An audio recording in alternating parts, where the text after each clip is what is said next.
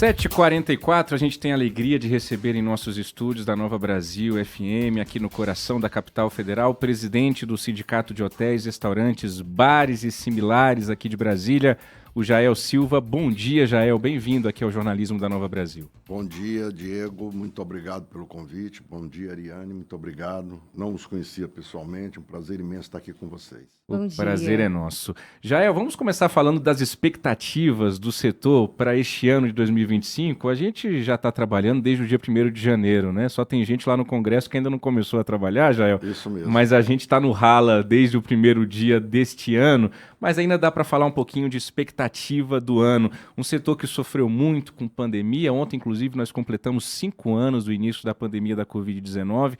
Como que está o sentimento para esse ano? Nós estamos numa expectativa que esse ano será espetacular para o nosso setor. A parte de eventos da cidade está assim, em franca atividade.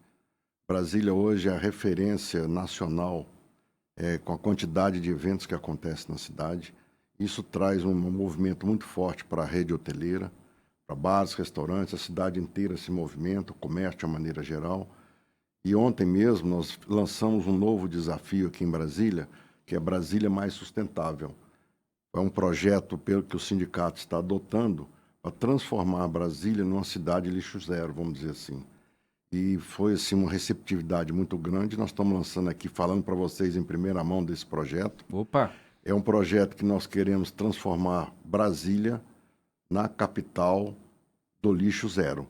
E será para hotéis, bares, restaurantes. Então é um projeto muito interessante. Jael, eu até vi junto com vocês alguns registros aí do lançamento desse Brasília Mais Sustentável e eu vi que dentre as principais pretensões de vocês está, por exemplo, a capacitação dos empreendimentos, de quem trabalha ali na ponta, para gerir esses resíduos sólidos com os funcionários dos bares, dos restaurantes, dos hotéis. A partir de quando que isso vai começar a acontecer? Vão ser primeiro capacitados uma parcela do setor aqui do DF, depois vocês pretendem avançar, como é que vai funcionar isso? Então, nós começamos hoje lá na Faculdade de Tecnologia do Senac. Tá. É um grupo que fizeram a inscrição, porque foi um edital que nós lançamos, um edital para quem os interessados, hotéis, bares, restaurantes interessados. Num primeiro momento, por questões orçamentárias, nós vamos fazer para 12 estabelecimentos. Aí estão incluídos hotéis, bares e restaurantes. E começamos hoje à tarde, às 13 horas, lá na Faculdade de Tecnologia do Senac, a implementar esse curso, que vai ter uma duração até a conclusão final de todo o trabalho que será desenvolvido em maio do ano que vem, maio desse ano, no princípio de maio. Perfeito. E aí a expectativa é que depois essas turmas possam ir se renovando. Exatamente. Nós vamos lançar novas turmas, porque ontem, inclusive, para esse projeto, nós tivemos a ajuda da Câmara Legislativa, que destacou uma verba para que a gente fizesse isso através do deputado...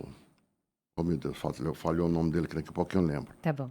E que ele, inclusive, ontem, lá no evento que nós fizemos da abertura, se comprometeu em dar continuidade a esse projeto. Então, nós esperamos que na próxima vez a gente consiga fazer pelo menos uns 60 empresários, umas empresas aqui do nosso setor. Jael, para o nosso ouvinte da Nova Brasil ter ideia do tamanho desse setor hoje no Distrito Federal, são quantos bares, restaurantes, hotéis? O que a gente tem de número aí para o nosso ouvinte? Realmente é um número assim assustador, sabe? Hoje nós temos 11 mil bares, hotéis e restaurantes aqui no Distrito Federal. Se a gente for considerar os MEIs, microempreendedores individuais, nós temos hoje 17 mil MEIs só na área de alimentação.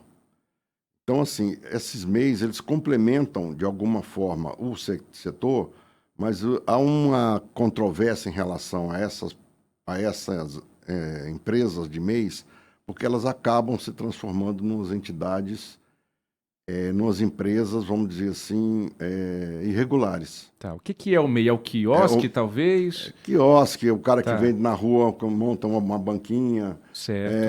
É um food truck, que muitas vezes ele abre a empresa, mas não está regularizado, não paga seus impostos, não tem o compromisso. Então, isso acaba trazendo um certo transtorno para aquele empresário que está devidamente estabelecido. É uma concorrência que a gente chama assim, uma concorrência desleal. em termos, né? Sim. Então a gente precisa de começar ou organizar melhor isso aí, ou evitar que sejam tão facilmente conseguido você abrir uma empresa MEI, porque acaba que fica assim, na irregularidade, essa que é a verdade. Eu estou em Brasília já há muito tempo e eu escuto com alguma frequência que o brasiliense parece que mais do que a média nacional gosta de novidade. Então, às vezes surge um bar novo, um restaurante novo, ele vai ali, depois aquele bar às vezes fecha, abre um outro nome. Nós temos hoje um monopólio, uma concentração de bares na mão de poucas pessoas, ou isso está cada vez mais diversificado e tem crescido em Brasília? Não, não tem, porque em Brasília, inclusive, tem uma coisa interessante, né? Aham. O brasileiro, de alguma forma, parece que ele rejeita as coisas que vêm de fora. Ele gosta muito daquilo que é da própria cidade. Tá. E nós temos aqui exemplo de diversos restaurantes que vieram de outros estados Que brasileiros não emplacaram. que não emplacaram. Que a São gente fica conhecidos assim, nacionalmente? são conhecidos É. nacionalmente, vêm para Brasília e muitos deles demoram demais a emplacar e outros não conseguem sobreviver, vão embora. Uma característica da cidade isso aí. Mas não estamos em poucas mãos não, porque são muitos, né? São a quantidade que eu já citei para vocês aí, daqueles que estão estabelecidos, são 11 mil bares, restaurantes. E nas cidades administrativas hoje nós temos uma concentração muito grande. A partir da lei não podia se beber mais, né? Porque se beber não dirija, houve uma concentração maior de crescimento nas próprias cidades administrativas de bares, restaurantes, para efeito de deslocamento, as pessoas procuram não se deslocar muito mais, para não pagar essa multa, né, se for pego. Bebendo perto de casa, é isso já? Está bebendo perto de casa. Entendi. E o fato de beber perto de casa incentivou os empresários a fazerem estabelecimentos nas regiões administrativas. Certo. Você pega, por exemplo, Águas Claras hoje, tem uma potencialidade gastronômica espetacular. Aliás, diversas cidades satélites hoje Já têm, tem né? essa vida própria, Já tem a digamos vida assim, própria, né? tem vida Jael, o senhor comentou aí a força dos eventos, do setor de eventos em Brasília, mas não só isso, né? A gente comenta tanto aqui no nosso jornalismo da Nova Brasil, como Brasília é esse lugar, digamos assim, propício para esse tipo de setor, porque a gente está falando de uma cidade plana, uma cidade que tem um Mané Garrincha, uma Arena BRB que está cada vez mais pujante, outros festivais e outros eventos grandes, um setor hoteleiro que é concentrado, né? Uma cidade que tem um público com uma renda média considerada, né? Então, enfim, tá tudo prontinho, o terreno está pavimentado, né, Jair? O terreno está pavimentado. Nós precisamos de melhorar um pouco a estrutura urbana da cidade, né? A gente costuma dizer, o trade turístico, de uma maneira geral, que eu faço parte, reclama muito, assim, um pouco melhorar um pouco as condições da mobilidade na cidade. Ainda é muito carente a questão de mobilidade, tanto para os nossos colaboradores do nosso segmento, eles passam de 3 a 4 horas para chegar até nossos estabelecimentos, isso é muito ruim para a qualidade de vida deles e para os próprios empresários, né? Então, Brasília está pronto, e o governo conseguiu, finalmente, identificar que o turismo é fundamental para a evolução de uma cidade, para a melhoria da qualidade de uma cidade. E está investindo nisso através da Secretaria de Turismo, tem feito um grande trabalho aqui nesse sentido esse ano. O ano passado também fez um trabalho muito bom. O próprio governador Ibanez tem se dedicado a ouvir muito o que o empresário tem dito, quais são as dúvidas do empresário e procurando atender na medida do possível. Então, assim, Brasília realmente está pronta e nós estamos fazendo um trabalho, todos nós, muito forte de divulgação de Brasília para o Brasil, quiçá para o mundo. Presidente, aos poucos a gente tem visto essa lógica se inverter, apesar de, na minha avaliação pessoal, isso acontecer de uma maneira que a gente tem a impressão de que é um pouco mais lenta, mas a gente ouve muitas vezes questionamentos com relação a um momento, a um dado horário, seja durante a semana ou no fim de semana, em que alguns estabelecimentos de Brasília, especialmente quando a gente pensa no setor de restaurantes e de bares, meio que somem, como se a cidade morresse em algum determinado momento, ao contrário do que acontece em outras capitais, por exemplo, citando São Paulo.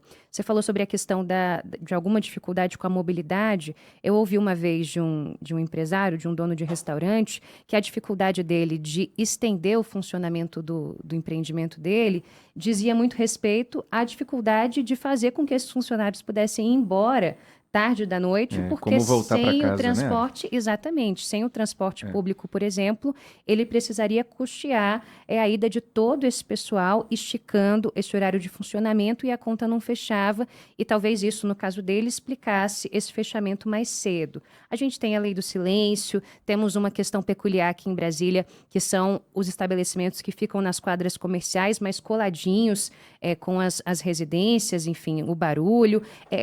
Como é que a gente está hoje? Eu já ouvi dizer, por exemplo, numa ideia de, aqui no setor comercial sul, você tentar fazer uma espécie de rua 24 horas, com bares e restaurantes que funcionassem sem parar, e o que poderia tornar a cidade mais viva durante a noite e a madrugada.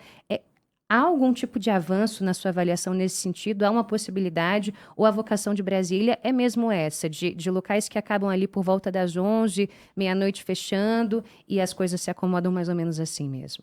Tem toda a razão. Isso é um grande desafio nosso, né? Desafio do turismo de uma maneira geral, porque precisamos de leis mais claras para que essas coisas possam funcionar. Como eu já disse anteriormente, a questão da mobilidade está no nosso radar, é uma das nossas prioridades. Nós já fizemos N reuniões com o governo.